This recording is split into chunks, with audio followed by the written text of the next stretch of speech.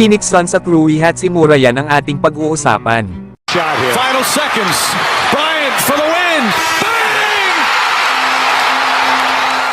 Big 3 naman ng Phoenix Suns hindi naglaro laban sa Denver Nuggets. Ayon yan sa report ni Trevor Booth ng Clutch Point sa media ng Suns. At ang lumalabas na dahilan dito ay gusto ng Phoenix Suns na pagpahingahin ang kanilang tatlong superstars. Dahil may 4 pa kasing mga laro ang natitira talaga para dito sa kanilang kupunan. Kaya possible na maglaro muli ang kanilang mga star players sa huling 3 laro nila sa preseason. At makakalaban nga nila dyan ang Portland Trail Blazers sa back-to-back games. At Lakers naman ang kanilang huling makakalaban sa October 20.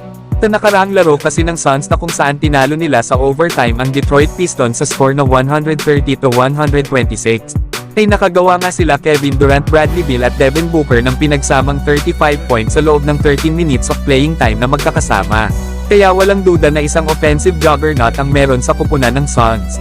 Na hindi na nga nakapagtataka kung sa kanilang Big 3 pa lang ay mag-average na ang kanilang kupunan ng 80 points per game.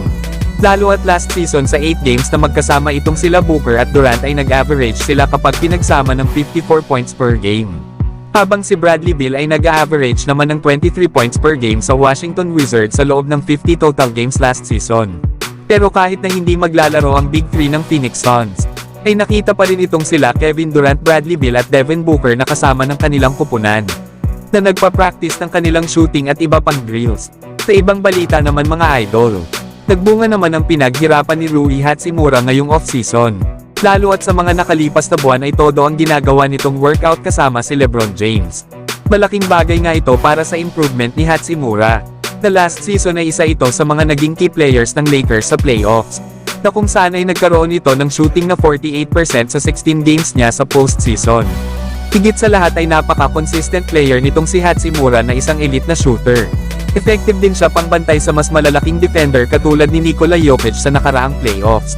Ang maganda pa kay Rui Hachimura ay nagagawa nitong palitan si LeBron kapag magpapahinga ito. Lalo at isa nga itong wing player na kayang pumalit kay LeBron. Kaya malaking tulong talaga si Hachimura hindi lang sa kanyang opensa pati na rin sa kanyang depensa, lalo at isa din itong versatile player.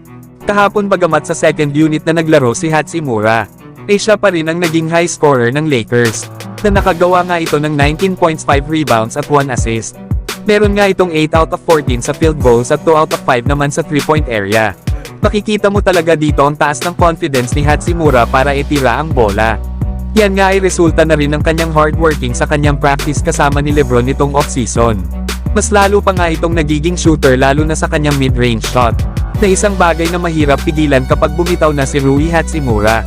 Nakaparehas nga rin ni Austin Reeves ay possible na maging most improved player din itong si Hachimura next season. At yan nga ang aabangan sa kanya ng mga Lakers fans.